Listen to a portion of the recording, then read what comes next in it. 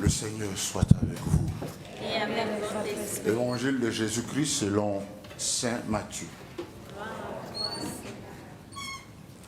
En ce temps-là, Jésus disait à ses disciples, « Vous êtes le sel de la terre, mais si le sel devient fade, comment lui rendre la saveur? Il ne vaut plus rien. On le jette dehors et il est piétiné par les gens. Vous êtes la lumière du monde, une ville située sur une montagne ne peut être cachée. Et l'on n'allume pas une lampe pour la mettre sous le boisseau. On la met sur le lampadaire. Et elle brille pour tous ceux qui sont dans la maison. De même que votre lumière brille devant les hommes, alors voyant ce que vous faites de bien, ils rendront gloire à votre Père qui est aux cieux. Acclamons la parole de Dieu. Louange à toi, Seigneur Jésus.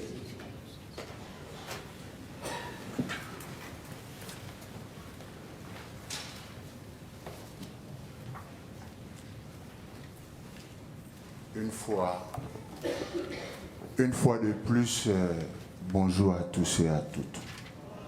Bonjour. Je voudrais commencer mon homélie par dire une chose. Vous savez que l'Eucharistie, c'est la communion. L'Eucharistie, c'est la fraternité. L'Eucharistie, c'est le rassemblement. Alors, quand vous vous asseyez avec quelqu'un pour manger avec lui, c'est que vous êtes du même avis que lui. Je le dis simplement pour présenter mes excuses pour ce qui s'est passé ici le 15 janvier dernier.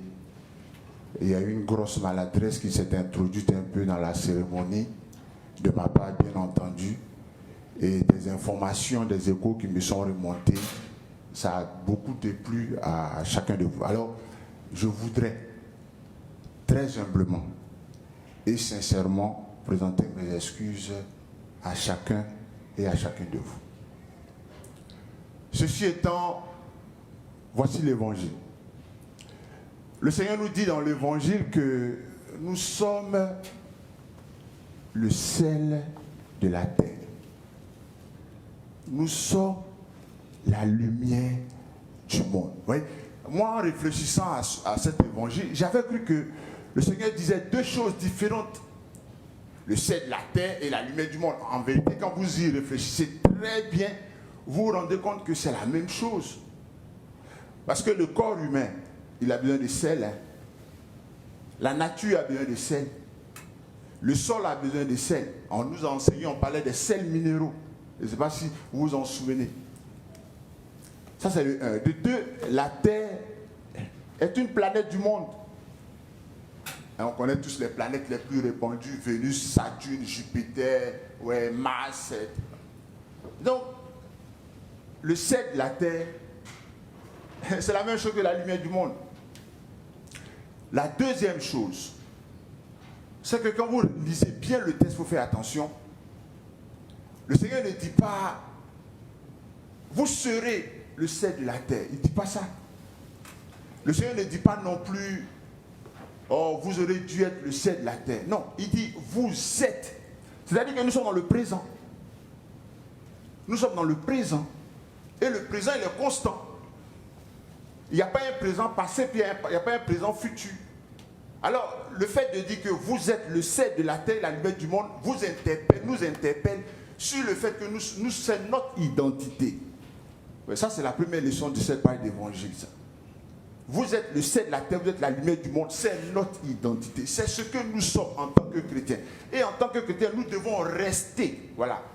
Et du coup, le verbe être me fait appeler le verbe rester. C'est ce qu'on appelle le verbe d'état.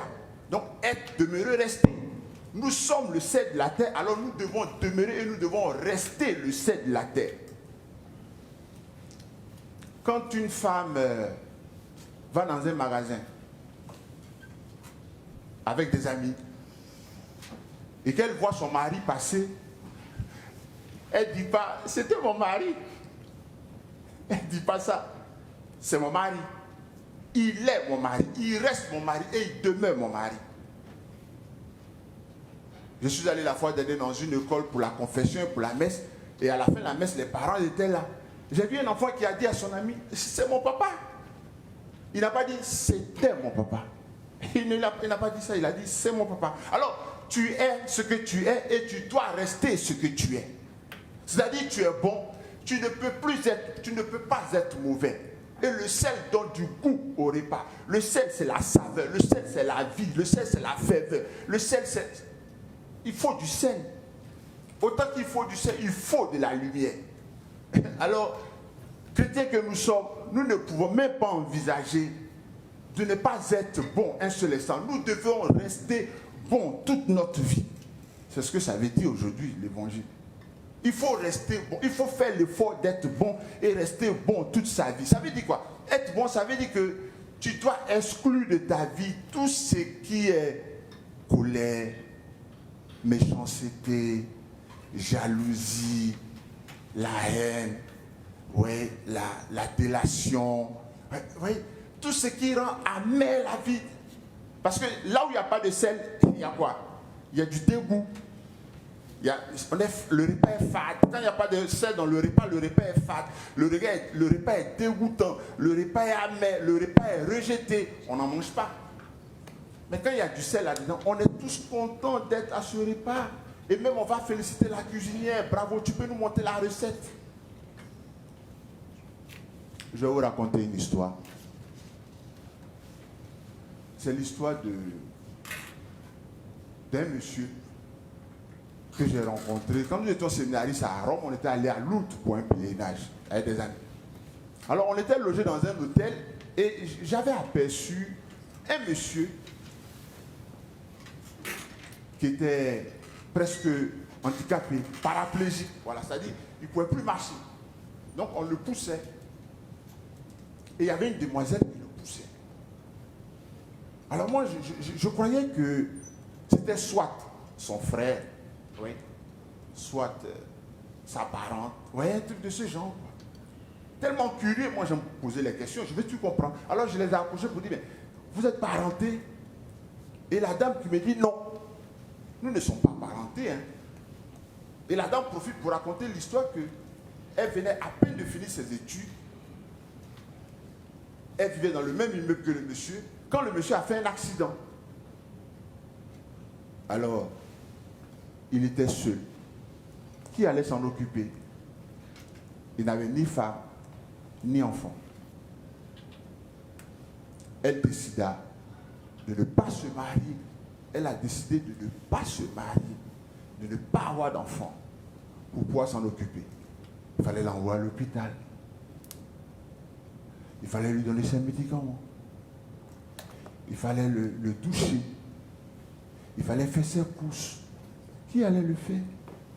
Oui, donc, je raconte cette histoire pour dire que ciel et l'humain de la terre exigent de nous qu'à un moment, nous fassions des sacrifices dans notre vie. C'est-à-dire, à un moment, tu es obligé de ne plus te regarder. Dès l'instant où tu te regardes, tu oublies celui qui est en face de toi. Et il y a un adage qui dit que celui qui se regarde trop dans un miroir, il est quelquefois dangereux. Parce qu'il oublie qu'il y a des gens autour de lui. Oui, puisque quand tu te regardes dans le miroir, ah oui, mes cheveux, ah ouais. Mais tu oublies qu'il y a des gens qui sont dans le besoin, qui ont soif, combien de couvertures, de manteaux, de situations. Alors bref, soyons sel et lumière et de la terre et du monde. C'est-à-dire quoi? Résumons-nous. Que le Seigneur nous invite à donner du goût à la vie quand nous sommes avec les autres. De donner du goût à la vie quand nous sommes avec les autres. Et nous sommes obligés de donner le goût à la vie parce que la vie est déjà assez difficile. Que Dieu nous bénisse.